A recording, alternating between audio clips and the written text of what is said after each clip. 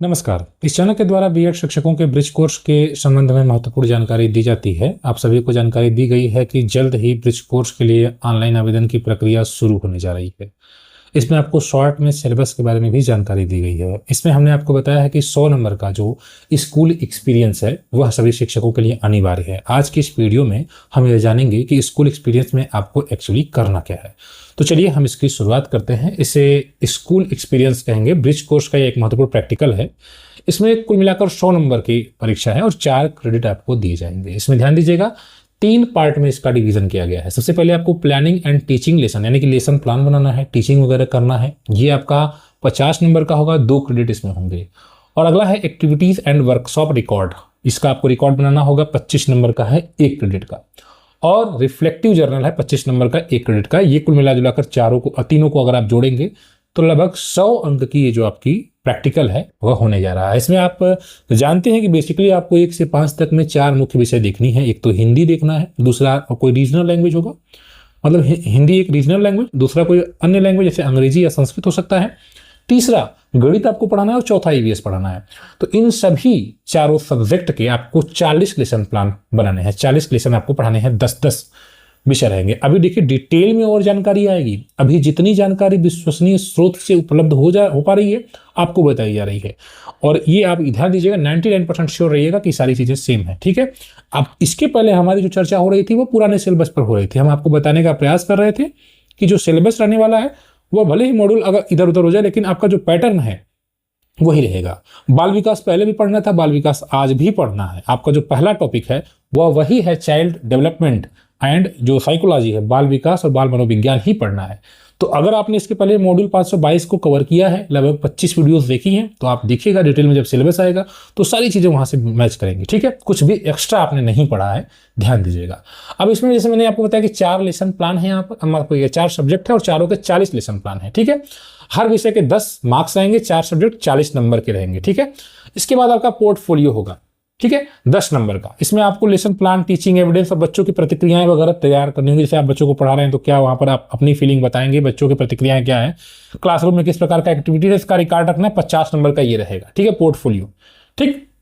तो इसमें आपको ये सब सम्मिलित रूप से अगर देखा जाए तो इसके बाद देखिए, जैसे 50 नंबर का मतलब ये हुआ कि 40 लेसन प्लान हो गया 40 नंबर का और 10 नंबर का पोर्टफोलियो, तो ये टोटल हिस्सा जो हो गया ये 50 नंबर का आपका हो गया, ठीक है। अब देखिए दूसरा जो पार्ट है वह है activities and workshop record, 25 number का है। इसमें आपको स्कूल में बच्चों के साथ 5 अनिवार्य गतिविधियां करानी होंगी, ध्यान दीजिएगा।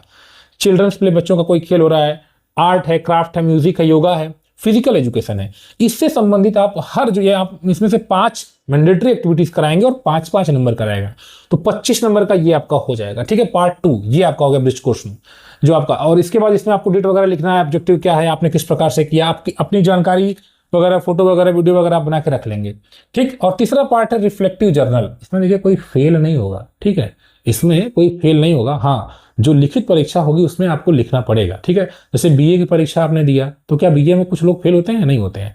अगर आपको एकदम लिखने ही नहीं आता है, अगर आप अध्यापक हैं तो यकीन मानिए आप फेल नहीं होंगे।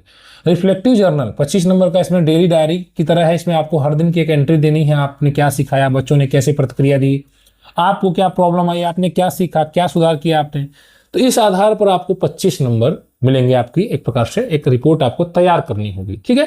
तो कुल मिलाकर 100 मार्क्स यहाँ पर हो जा रहा है।